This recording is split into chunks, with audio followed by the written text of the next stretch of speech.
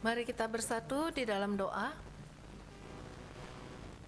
Bapa kami yang di dalam surga, kami bersyukur ya Tuhan untuk pagi hari ini, di mana kami dapat bersama-sama beribadah kepada Tuhan. Kami dapat bersama-sama memuji, mempermuliakan nama Tuhan. Dan tiba saatnya bagi kami sekalian Tuhan, untuk terus diperkuat melalui firman Tuhan, diberikan pertumbuhan melalui firman Tuhan. Kiranya Tuhan sendiri yang pada pagi hari ini menguasai hati dan pikiran kami. Tuhan juga yang menolong bagi hamba-Mu untuk menyatakan firman Tuhan pada pagi hari ini, sehingga kami sekalian boleh mempermuliakan nama Tuhan. Kiranya firman Tuhanlah yang bekerja di dalam hati setiap kami. Taruhlah kiranya kerendahan hati bagi kami Tuhan, untuk menerima firman Tuhan menjadi pedoman, menjadi penuntun di dalam kehidupan kami. Terima kasih Bapa, ini doa kami di dalam nama Tuhan kami Yesus, kami sudah berdoa. Amin. Ya, Bapak Ibu, mari kita membuka Alkitab kita dari Mazmur 128 yang tadi sudah kita baca bersama ya. Kita akan kembali melihatnya. Mazmur 128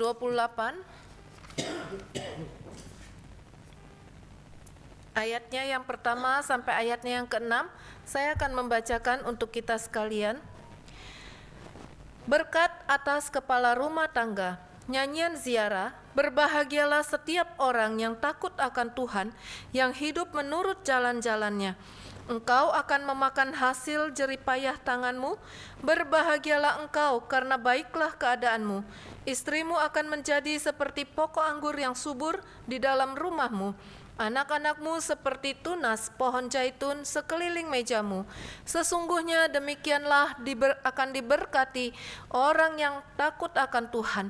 Kiranya Tuhan memberkati engkau dari Sion, supaya engkau melihat kebahagiaan Yerusalem seumur hidupmu, dan melihat anak-anak dari anak-anakmu, damai sejahtera atas Israel. Bapak Ibu sekalian, sebelum kita akan bersama-sama kembali melanjutkan untuk firman Tuhan ini, mari kita melihat terlebih dahulu untuk cuplikan video kita ya. Ada pasangan suami istri yang sedang jalan-jalan ke kebun binatang.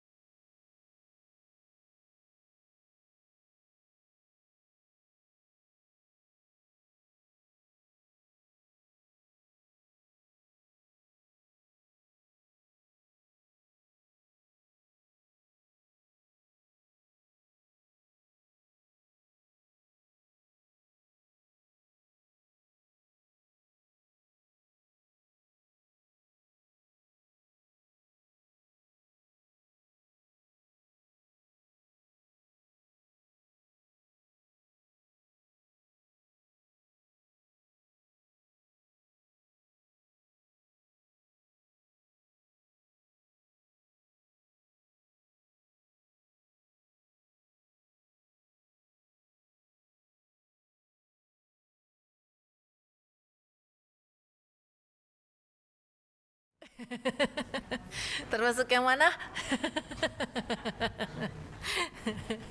Ya. Oh, udah nggak punya pasangan ya. Dulu waktu masih punya pasangan ya. Termasuk yang mana begitu ya. Bapak Ibu, dari video ini kita mau melihat satu hal ya. Yang terlihat oleh mata belum tentu itulah yang sebenarnya terjadi. Betul? Ya. Seringkali kita mengambil satu kesimpulan tentang sesuatu yang kita lihat berdasarkan hanya apa yang kita lihat. Ya, kita tidak tahu bahwa sebenarnya yang terjadi bukan seperti itu ya. Nah, saudara, hari ini kita akan bersama-sama berbicara tentang keluarga yang bahagia ya. Kalau saya bertanya sama Bapak Ibu mengatakan udah nggak ada pasangan begitu ya, tapi dulu kan pernah punya pasangan ya. Nah, waktu merencanakan mau menikah ya, apa sih tujuannya untuk menikah? Kenapa mau menikah? Mencari kebahagiaan. Setuju? Punya keturunan. Oke ya.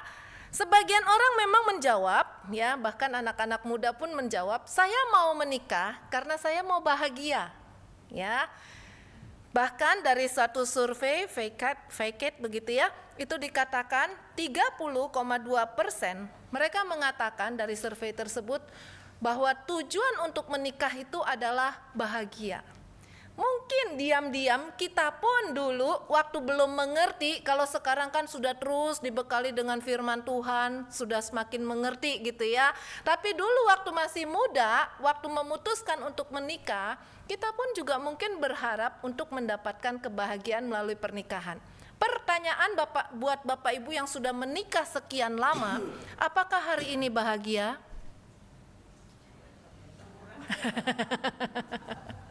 Ada yang bilang biasa-biasa aja begitu ya. Jangan sampai dijawab enggak bahagia begitu ya. Nah, Saudara, di sini kita melihat ya, pada waktu keluarga akan membentuk suatu keluarga yang baru, semua pasti berharap saya ingin memasuki suatu keluarga yang berbahagia. Ya, nggak ada satu orang pun yang bercita-cita berharap untuk membangun satu keluarga yang nantinya tidak akan bahagia. Ya, masalah nanti waktu begitu menikah membentuk satu keluarga masuk surga atau neraka nggak tahu ya. Nah, Saudara, di sini ya kita mau melihat ketika bicara tentang keluarga yang berbahagia ya. Menurut Bapak Ibu, keluarga yang berbahagia itu keluarga yang seperti apa? Seperti apa Bapak Ibu? Keluarga yang berbahagia. Saling mengasihi, damai, apalagi seperti yang di sinetron. Apalagi kadang-kadang ya Bapak Ibu ya, ketika kita melihat ada satu keluarga yang tinggal di rumah yang mewah begitu ya, kita menganggap biasanya itu adalah keluarga yang bahagia ya. Waktu kita melihat bahwa keluarga itu sering banget jalan-jalan, apalagi jalan-jalannya sampai ke luar negeri, lalu kita melihat mengaca kepada diri kita, kita katakan enak ya keluarga itu jalan-jalan melulu, jalan-jalannya ke luar negeri bahagia banget begitu ya. Kita suka membandingkan seperti itu. Waktu kita melihat suami istri bahkan dengan anak-anaknya itu kelihatannya rukun-rukun saja, kita katakan itu keluarga bahagia ya, nggak ada keributan begitu ya.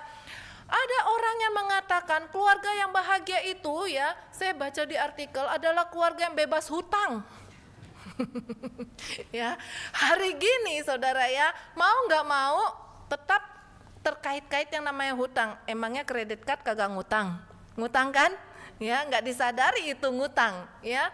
Saudara, ada yang mengatakan keluarga yang bahagia itu adalah ketika semua kebutuhan hidup itu tercukupi, maka disitulah menjadi keluarga yang bahagia. Setuju? Ada yang mengatakan keluarga yang bahagia itu kalau punya usaha jangka panjang ya, jadi nggak terancam dengan yang namanya PHK ya. Jadi itu pasti nantinya akan menjadi keluarga yang bahagia. Inilah kira-kira konsep-konsep yang ada pada saat ini tentang keluarga yang bahagia. Ya, saya tidak tahu apakah kita semua bisa mempunyai salah satu dari beberapa pandangan tadi. Nah, Saudara, tetapi berdasarkan firman Tuhan yang tadi sudah kita baca di dalam Mazmur yang ke-128, kita akan melihat apa sih dasarnya dari satu keluarga yang berbahagia ya. Saudara, di dalam Mazmur 120 sampai Mazmur 134 di sana dinyatakan sebagai satu Mazmur ziarah, yaitu Mazmur yang dinyanyikan oleh orang Israel, khususnya laki-laki Israel pada waktu mereka wajib pergi ke Yerusalem, datang ke bait Allah untuk merayakan 3 hari raya wajib yang harus mereka lakukan di bait Allah di Yerusalem ya. Dalam perjalanan mereka dari berbagai tempat ya, itu dikatakan sebagai ziarah ke Yerusalem. ya. Maka mereka akan menyanyikan mazmur-mazmur yang terdapat di dalam 120 sampai 134 tersebut. 3 hari raya yang diwajibkan itu adalah hari raya Paskah, hari raya Pentakosta, tetapi pemaknaannya tentu berbeda dengan kita hari ini. Ya, Paskahnya maknanya beda, Pentakostanya berbeda, dan hari raya Pondok Daun. Ya, itulah hari raya yang wajib mereka lakukan. Ya, nah saudara, di sana dikatakan, ya, di dalam ayatnya yang pertama yang mau kita lihat, di sana dikatakan, berbahagialah setiap orang yang takut akan Tuhan. Dasar yang pertama supaya kita bisa membentuk satu keluarga yang berbahagia itu bukanlah berdasarkan berapa banyak materi yang kita miliki, ya, tetapi yang harus ada itu adalah takut akan Tuhan. Tanyakan pada keluarga kita masing-masing, apakah keluarga kita adalah keluarga yang takut akan Tuhan atau tidak? Nah, saudara di sini mengingatkan ataupun mengajarkan satu hal yang sangat penting dan terutama bagi kita sekalian, ya, bagaimana kita bisa membangun satu keluarga yang takut akan Tuhan. Saudara, tadi saya di awal mengatakan tentang Mazmur Ziarah ini biasanya para laki-laki yang pergi dan menyanyikan pujian Mazmur ini, ya. Ketika dikatakan setiap orang yang takut akan Tuhan, secara khusus di sana adalah laki-laki yang takut akan Tuhan. Karena apa? Seorang laki-laki itu akan menjadi pemimpin dalam keluarga.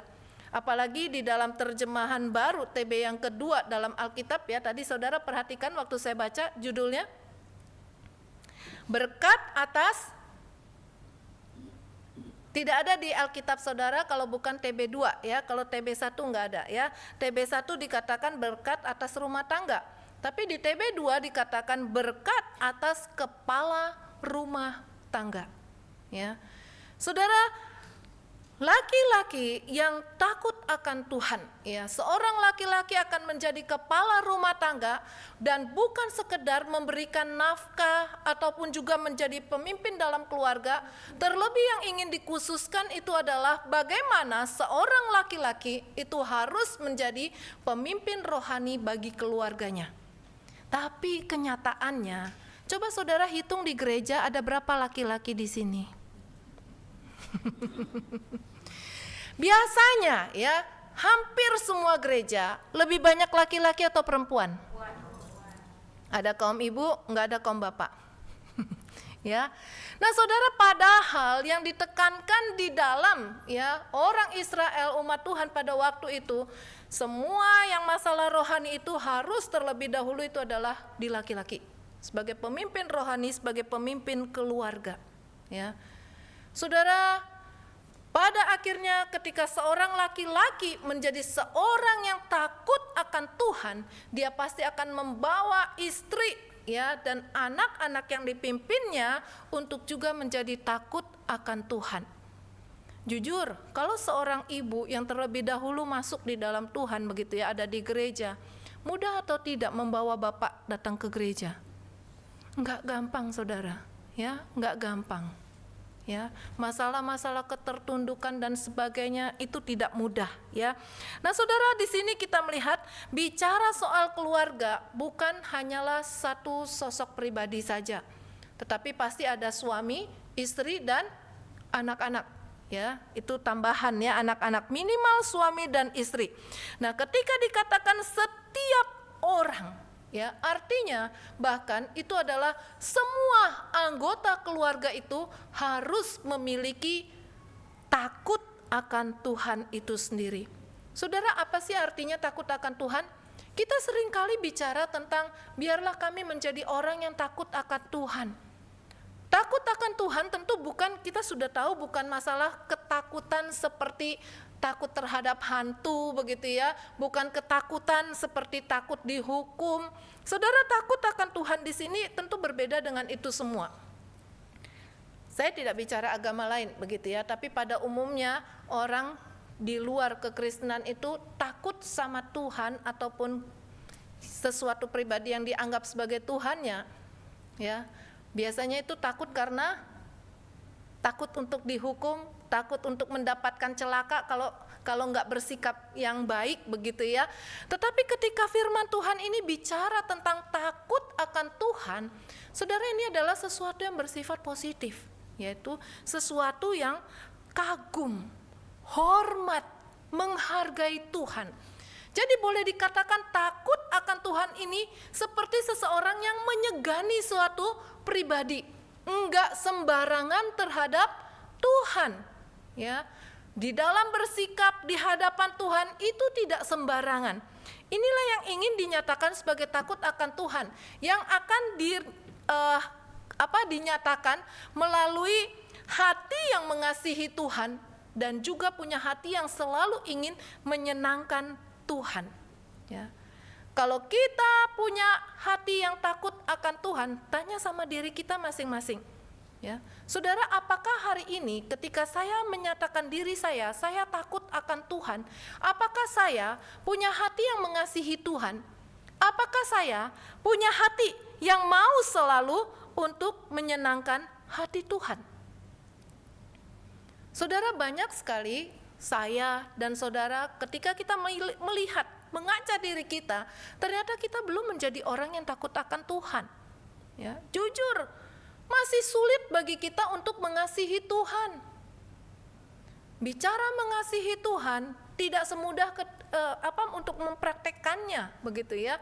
Saudara, waktu mengasihi Tuhan tentu saja kita harus prioritas dari segala hal, semuanya adalah yang terutama Tuhan terlebih dahulu. Ketika bicara mengasihi Tuhan, maka seperti yang dikatakan di dalam ayat yang berikutnya, ya, di dalam kalimat yang berikutnya, itu bagaimana kita akan hidup menurut jalan yang ditunjukkannya. Ada arti apa, saudara, di sana? Taat, ya. Kalau kita mengasihi Tuhan, sudah pasti kita akan taat. Pertanyaannya, benarkah kita sudah taat terhadap firman Tuhan? Kadang-kadang kita katakan belum, ya, belum. Kita mengatakan saya mengasihi Engkau Tuhan, saya mengasihi Tuhan dengan sepenuh hati saya. Tapi ternyata kita nggak taat sama firman Tuhan, ya. Kita nggak usah, wah dia tuh, tapi coba kita cek diri kita masing-masing. Apakah saya taat sama firman Tuhan? Taat di sini bukan taat pada firman Tuhan, yang bagian ini saya taat, yang bagian itu saya nggak mau taat, ya. Taat terhadap firman Tuhan berarti total. Firman Tuhan bicara apapun, itulah yang mau kita taati. Kalau benar-benar kita mengasihi Tuhan, berarti kita benar-benar taat terhadap firman Tuhan. Dan hidup menurut pimpinan Tuhan itu menjadi gaya hidup kita. Saudara, waktu kita mau pergi ke satu tempat begitu ya, dalam hati kita meminta pimpinan Tuhan terlebih dahulu. Waktu kita mau melakukan sesuatu, apalagi ketika kita bimbang, mana yang harus kita pilih. Saudara, di situ kita meminta pimpinan Tuhan, ya. Kita tunduk, kita taat. Kalau Tuhan maunya pun sesuatu yang tidak menyenangkan bagi kita, disitulah kita tunduk. Itulah yang namanya kita mengasihi Tuhan, ya. Saudara, ada satu kutipan di dalam satu artikel, yaitu kutipan dari tulisan Charles Spurgeon, ya, yang dimana dikatakan jalan Tuhan akan menjadi jalan kita jika kita memiliki rasa hormat yang tulus kepadanya. Bagus ya? Jalan Tuhan akan menjadi jalan kita jika kita memiliki rasa hormat yang tulus kepadanya. Jika hati kita bersatu dengan Tuhan, kaki akan mengikutinya dengan tekun, ya. Jadi saudara, Spurgeon mengatakan kalau hati kita ini, ya, benar-benar secara tulus kita taruh hormat kepada Tuhan, ya, maka kita itu pasti akan ikuti kemanapun Tuhan mau kita lakukan ataupun kita jalan, ya. Apa yang ada di hati kita menyatu dengan Tuhan, selalu apa-apa Tuhan, bukan sekedar mau jatuh sebut, Yesus, begitu ya. Ada loh orang-orang yang latah seperti itu kan ya, mau apa dikit kaget, Yesus, begitu ya. Bukan seperti itu. Yang seperti itu bukan menunjukkan bahwa di hatinya benar-benar ada Tuhan Yesus, Ya, itu saya bilang seperti latah, saudara ya. Tetapi orang yang di hatinya itu benar-benar ada Tuhan Yesus, ya, apapun yang akan dia lakukan, dia akan terus bertanya kepada Tuhan, dia akan terus menyambungkan, ya, sinyalnya itu nggak pernah putus kepada Tuhan, nggak ada gangguan sinyal begitu ya, lancar sinyalnya itu dengan Tuhan, ya. Saudara, tanpa hati yang takut akan Tuhan, tidak mungkin kita bisa taat kepada Tuhan. Setuju? Ya. Tanpa hati yang takut akan Tuhan, kita tidak mungkin taat kepada Tuhan. Ya. Nah, saudara, ini yang perlu kita lihat terlebih dahulu tentang apa yang harus menjadi dasar kalau kita mau mengatakan keluarga saya adalah keluarga yang bahagia. Apakah di tengah-tengah keluarga kita sudah kita taruh satu pondasi takut akan Tuhan dan taat kepada Tuhan? Saudara, kalau kita sudah menaruh demikian, berarti kita sudah menaruh satu dasar yang penting untuk menjadi keluarga yang bahagia. Saudara, yang kedua yang mau kita lihat adalah bagaimana kondisi keluarga yang bahagia itu. Kita perhatikan di dalam ayat yang kedua dan ayat yang ketiga. Di dalam ayat yang kedua, yang pertama ketika dikatakan engkau, siapa engkau di sana, saudara? Siapa engkau di sana? Ketika dikatakan engkau, siapa di sana engkau?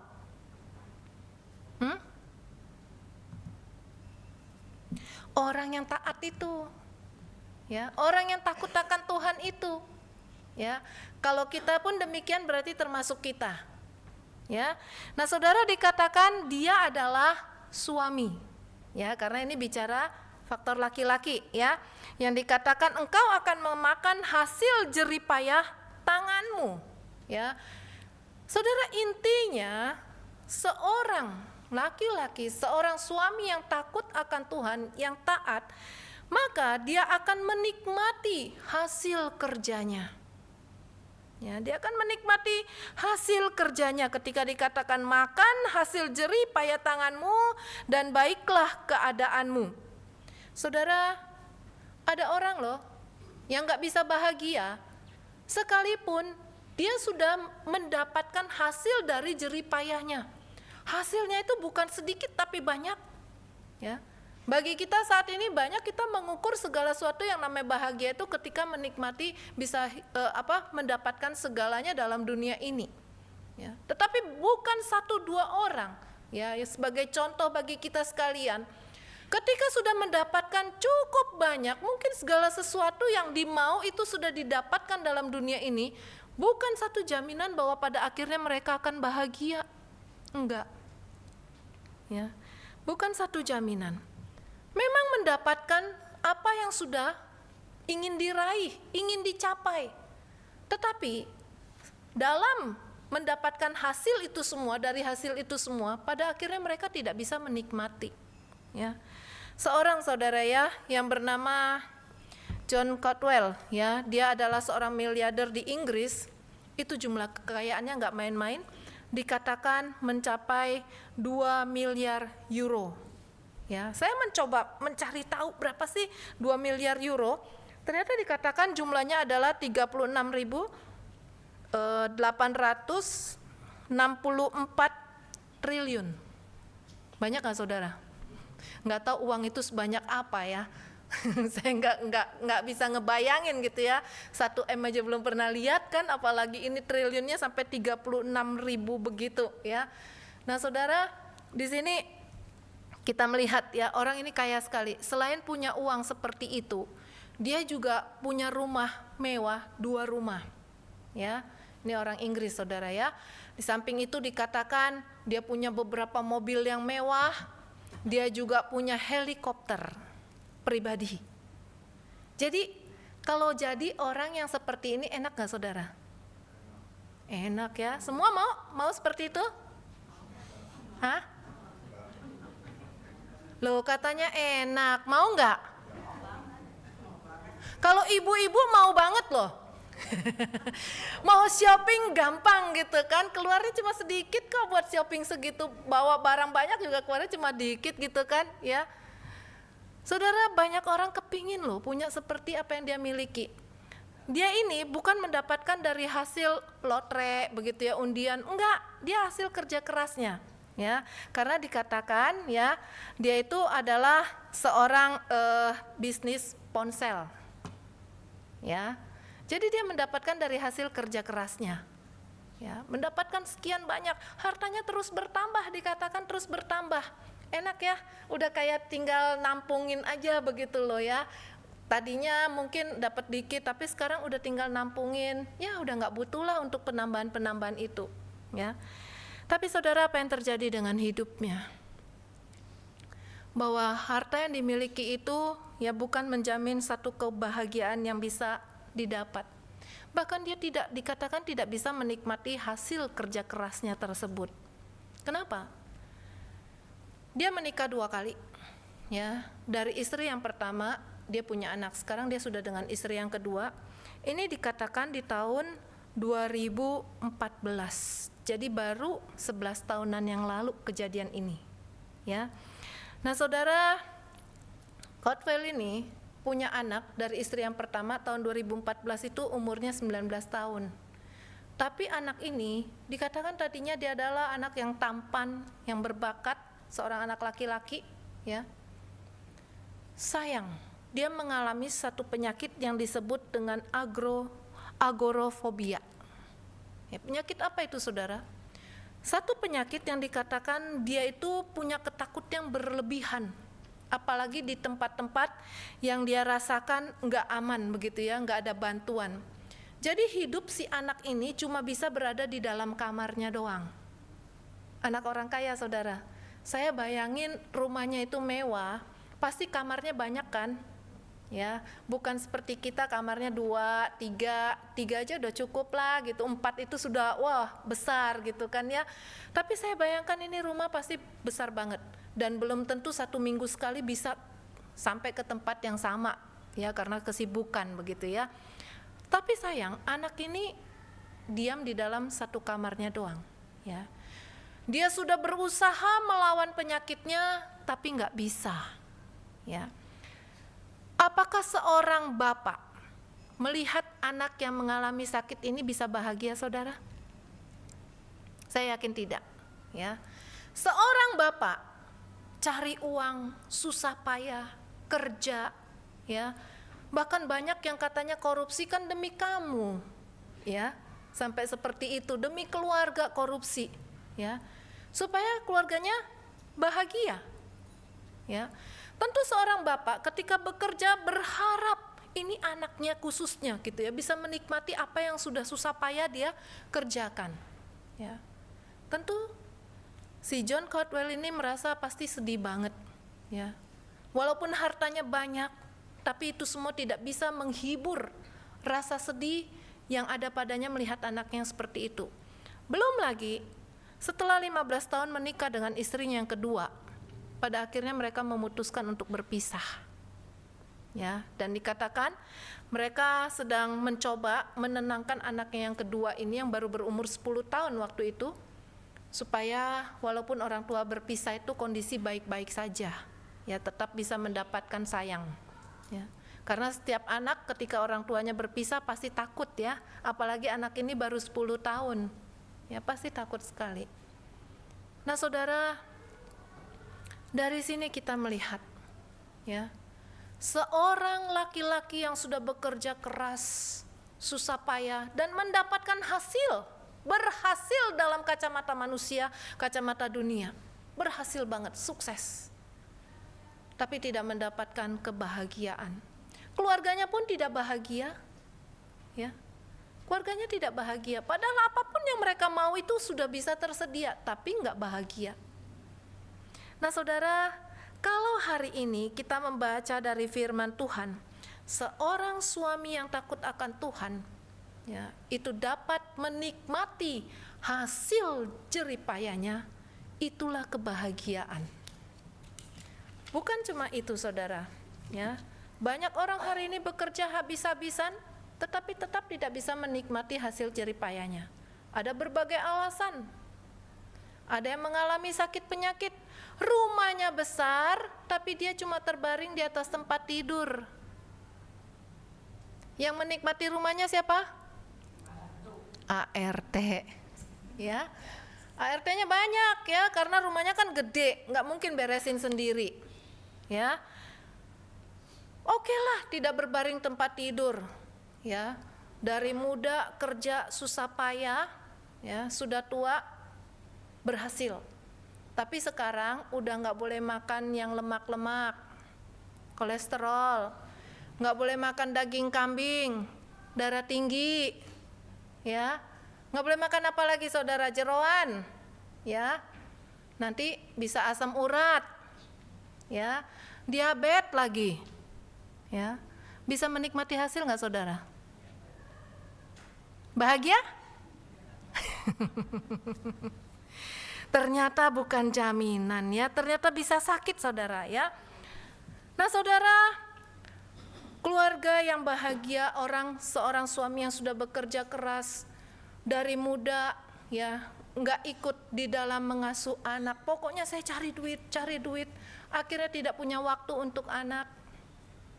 Dan akibatnya istri pun merasa nggak diperhatikan. Akhirnya yang ada apa saudara? Enggak harmonis hubungan di dalam keluarga. Dapat semua harta, bahagia? Enggak. Ya. Ketika sudah mendapatkan semuanya, harta banyak, ternyata hidup enggak tenang saudara. Apalagi zaman sekarang nih. Ya, zaman sekarang. Punya uang, punya uang loh, ya, punya uang. Politik bisa stabil? Kelihatannya enggak. Harga emas melambung, ya 2 juta melambung. Tapi kira-kira emas akan turun lagi nggak kalau saya beli? Ya, nanti kalau turun lagi gimana? Rugi. Kalau nggak saya beli, kalau naiknya lebih tinggi lagi gimana? Bingung kan? Zaman sekarang bingung saudara. Ini uang saya enaknya diapain? Ya, dibagi-bagi enaknya ya. Ya, saudara, banyak orang nggak tenang hari ini loh, dengan uang yang banyak pun nggak tenang. Kenapa? Jangankan sampai pada akhirnya habis-habisan, berkurang sedikit pun, aduh gimana ya, kurang gitu ya. Pemasukan nggak seperti dulu. Dulu pemasukan enak banget. Ya, kalau sekarang nih berkurang, mulai stres, mikir malam nggak bisa tidur, asam lambung naik, GERD, ya, mati muda, jantungan. Saudara, saya juga sedang lagi berpikir gitu ya, merenung. Tadi malam dikabarkan lagi suami sepupu saya yang umurnya mungkin sepantaran kami meninggal mendadak. Ya, meninggal mendadak. Dia cuma merasa nggak enak badan, mandi, tahu-tahu langsung lemes, meninggal. Kaget juga kita, ya, nggak kedengeran sakit nggak apa, ya. Saudara, ini yang kita mau melihat ya, kehidupan zaman sekarang ini, ya, sudah bekerja keras pun tidak bisa menikmati. Tetapi seorang suami yang takut akan Tuhan sudah susah payah bisa menikmati semuanya itu. Bukankah ini adalah satu janji yang akan membuat satu keluarga yang bahagia, saudara? Ya. Nah, itu kondisi untuk suami. Untuk istri bagaimana? Dikatakan seperti pohon anggur yang subur di dalam rumah. Oh, istri ibarat pohon anggur, saudara. Ya. Pohon anggur murah atau mahal? Sampai sekarang juga masih mahal, ya. Apalagi bagi orang-orang Israel, anggur itu adalah suatu yang istimewa banget, ya. Anggur itu melambangkan sukacita, melambangkan berkat Tuhan, ya. Jadi keluarga yang bahagia, seorang laki-laki, seorang suami yang diberkati oleh Tuhan, istrinya itu adalah istri yang bisa memberikan sukacita di tengah keluarga. Ya. Saudara, hari ini banyak istri yang tidak bisa jadi istri. Betul nggak? Banyak istri yang pada akhirnya mengecewakan. Banyak istri yang kerjanya cuma ngabisin uang suami. Waduh, jangan sampai yang lagi ketawa itu yang lagi ngabisin gitu ya. Enggak ya. Banyak yang seperti itu ya. Banyak istri yang gak mau tahulah kesulitan suami bagaimana, pokoknya yang penting saya senang. Banyak istri yang tidak ada di dalam rumah, saudara. Ada di mana? Di mall. Ya, saudara, bagi suami yang diberkati oleh Tuhan, di sini dikatakan istrinya seperti pohon anggur yang subur, saudara. Artinya apa, saudara? Ya, seorang istri menjalankan peran dan fungsinya yang seharusnya. Dia memberikan cinta kasih bagi keluarganya, ya. Dia memberikan perhatian. Bahkan ketika suami dan anaknya membutuhkan pertolongan, disitulah dia berfungsi, berperan menjadi seorang penolong yang sepadan.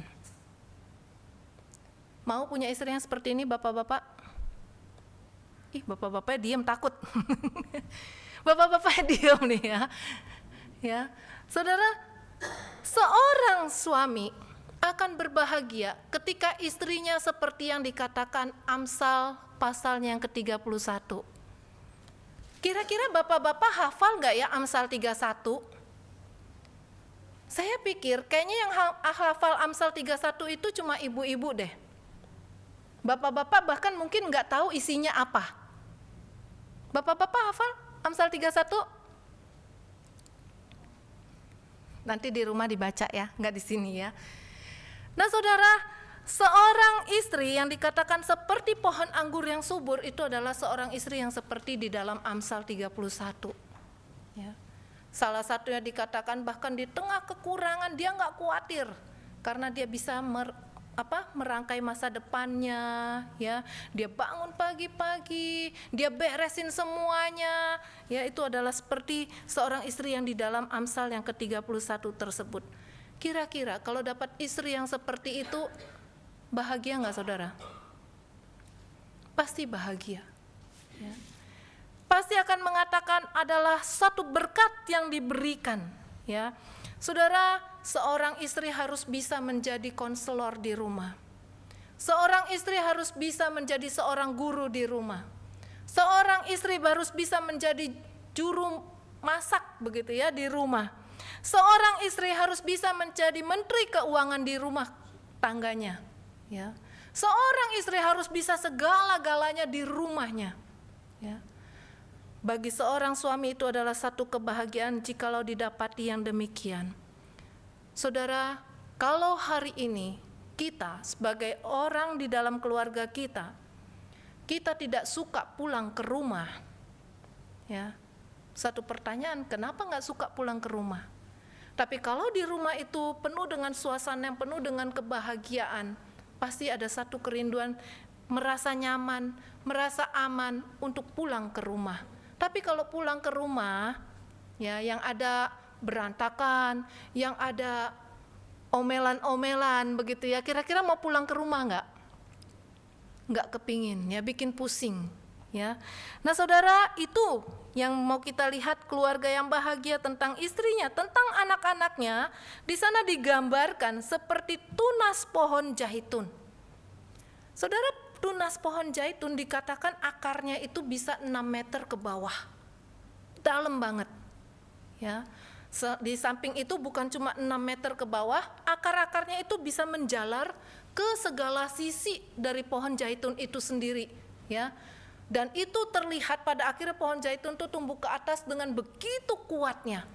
Anak-anaknya digambarkan akan bertumbuh seperti pohon zaitun tersebut, yang ingin mengemukakan bahwa bagi keluarga yang bahagia, bagi seorang suami yang takut akan Tuhan, bahwa anak-anaknya itu akan menjadi anak-anak yang kokoh, anak-anak yang kuat. Kenapa? Karena di dalam rumah mereka sudah terus ditanamkan benih firman Tuhan.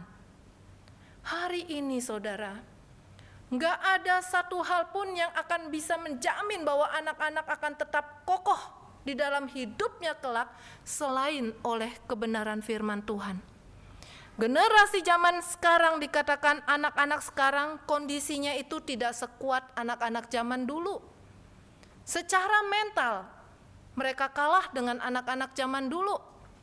Dulu kalau kita pingin punya mainan, kita harus berjuang dulu bukan untuk mendapatkan mainan tersebut. Tapi anak-anak sekarang karena orang tua zaman dulu susah mendapatkannya, jangan sampai anak saya susah lagi mengalami seperti itu. Segala sesuatunya diusahakan untuk disediakan. Sehingga dikatakan anak zaman sekarang itu rentan sekali dengan yang namanya stres. Anak zaman sekarang itu serba ada, serba enak, serba instan. Saya suka bilang sama Gev, kamu bisa ngebayangin gak waktu mama kecil, TV itu baru ada sekitar jam 5 sore, Gev. Itu pun cuma satu, TVRI. Nggak ada lagi yang lain. Ya. Jam 5 sore, jam 12 itu udah gambarnya tuh semut-semut doang, udah nggak ada lagi.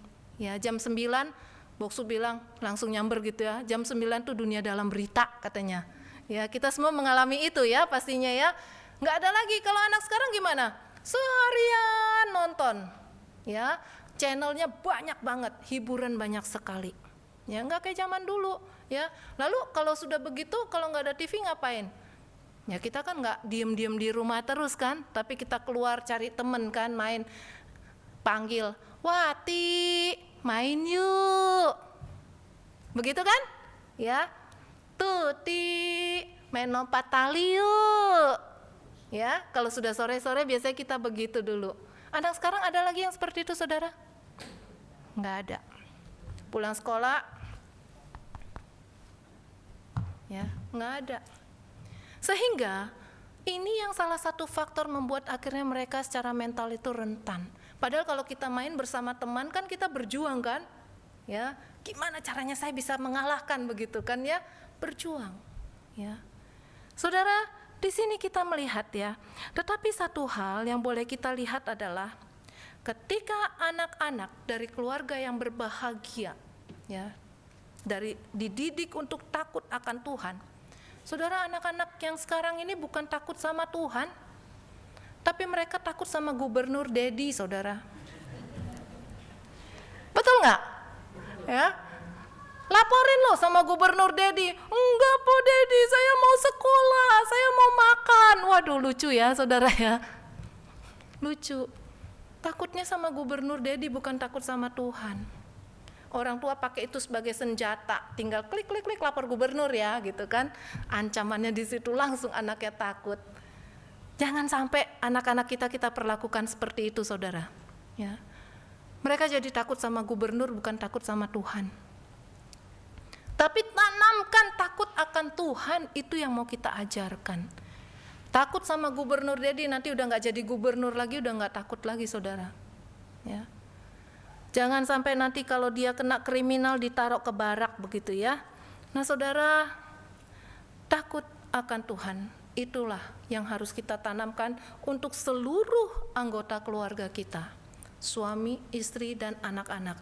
Kalau kita semua, setiap anggota keluarga punya hati yang takut akan Tuhan, taat sama firman Tuhan, pasti kita akan menjadi keluarga yang bahagia. Saudara, dikatakan di sana yang menarik adalah anak-anakmu di sekeliling mejamu. Apakah zaman sekarang anak-anak sekarang masih duduk bareng kalau makan? Kayaknya hampir enggak. Kenapa? Mereka pulang sekolah itu udah lewat jam makan bukan? Ya, udah lewat jam makan. Hampir enggak lagi. Ya, mereka makan di mana? Di sekolah, enggak di rumah. Ya. Jarang sekali tercipta kebersamaan. Dan kalau sudah pulang mau duduk ngumpul bareng-bareng? Enggak, sibuk dengan kegiatan masing-masing. Ya, sibuk dengan HP masing-masing. Jujur, kita orang tua pun kadang juga mengambil sikap seperti itu. Ya kalau kayak kami gitu ya, sedikit curhat, kadang Gev yang masih suka ngajak kami, yuk kita kebersamaan keluarga yuk gitu ya. Masih ngajak supaya kita ngumpul bersama gitu loh. Ya, cerita-cerita apa gitu ya. Tapi banyak sekali sekarang tidak lagi terjadi seperti itu. Sehingga apa saudara? Komunikasi tidak terjalin. Saudara, kita bisa mengenal satu sama lain itu kalau ada komunikasi. Kebayang nggak kalau hari ini kita dengan anak kita Ya, dengan keluarga kita, dengan suami, dengan istri, begitu walaupun duduk semeja tapi masing-masing pegang HP kan? Ya, nggak ada komunikasi. Bagaimana kita bisa saling mengenal, saudara? Nggak bisa mengenal. Suatu hari kita semakin tua, anak-anak semakin besar. Maukah mereka dekat dengan kita? Jangan diharap. Ya, jangan diharap. Nggak akan mau. Ya. Sehingga pada akhirnya banyaklah kejadian anak menelantarkan orang tua. Anak nggak mau tahu lagi orang tuanya bagaimana ketika sudah tua. Kenapa? Karena tidak terbangun kedekatan itu dari waktu kecil. Nggak ada itu. Ya, ini yang mau kita perhatikan, kita kembalikan kondisi ini. Ya. Penting banget bagi kita untuk memperhatikan hal ini ya. Ketika duduk di sekeliling mejamu menunjukkan adanya komunikasi di dalam keluarga antara suami istri, orang tua dan anak, ya, adanya persekutuan di tengah-tengah keluarga, sehingga suatu hari kelak, saudara, mereka yang sudah tertanam kokoh dengan firman Tuhan, ya, karena seperti pohon zaitun yang kuat, ya, tidak tergoyahkan oleh kondisi dunia kelak, yang nggak tahu nanti dunia akan seperti apa, ya. Ditambah karena mereka terbiasa dengan kita berkomunikasi, bersekutu dengan baik, mereka akan dekat dengan kita dan ada bakti yang mereka berikan kepada kita. Itulah keluarga yang berbahagia. Ya. Dasarnya sekali lagi takut akan Tuhan. Saudara, dampak keluarga yang bahagia dinyatakan dalam ayat 5 dan ayat yang ke-6. Keluarga yang bahagia akan menjadi berkat bagi negara, bagi bangsa. Ya, kenapa? Generasi yang dididik, yang dihasilkan adalah generasi yang baik, ya, yang akan memimpin bangsa ini kelak, ya, dan itu akan menambah kesejahteraan untuk bangsa. Ya. Kelihatannya kecil, kita kelihatannya hanya ingin mewujudkan secara pribadi bagi keluarga kita, ternyata berdampak bagi gereja, berdampak bagi bangsa. Ya. Saudara, ada berkat umur panjang dan damai sejahtera yang akan dimiliki dari keluarga yang bahagia. Ya. Maukah kita untuk seperti ini? Mari kita ciptakan keluarga kita menjadi keluarga yang berbahagia. Keluarga yang diberkati, karena untuk menjadi keluarga yang bahagia itu bukan terjadi secara otomatis. Tetapi ini adalah sesuatu yang harus kita perjuangkan, sesuatu yang harus kita upayakan. Bagaimana mengupayakannya? Miliki hati yang takut akan Tuhan, miliki gaya hidup yang menurut jalan Tuhan. Biarlah keluarga kita menjadi keluarga yang bahagia. Ya, mari kita bersatu di dalam doa.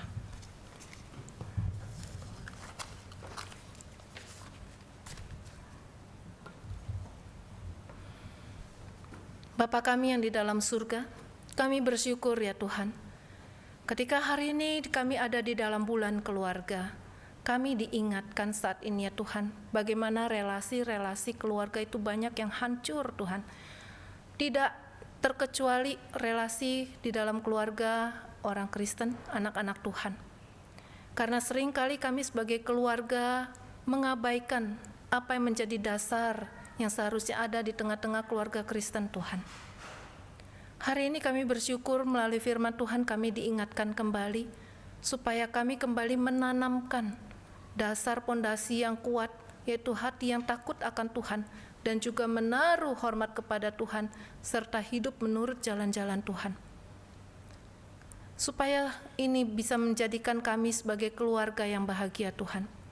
Kami sadar Tuhan, pekerjaan si jahat saat ini adalah mengobok-obok relasi, menghancurkan keluarga ya Tuhan. Oleh karena itu Tuhan, biarlah Tuhan mau setiap kami sebagai anak-anak Tuhan yang sudah mendengarkan firman Tuhan pagi ini, boleh menyadari akan hal ini. Kami boleh menjaga keluarga kami dengan firman Tuhan saja. Tolong kami Tuhan, karena begitu pesatnya perkembangan yang terjadi di dunia pada saat ini, yang seringkali bukan membawa satu perubahan yang baik, tetapi membawa kehancuran termasuk untuk keluarga. Kiranya Tuhan yang tolong kami. Terima kasih Tuhan, kami berdoa di dalam nama Tuhan kami Yesus. Amin.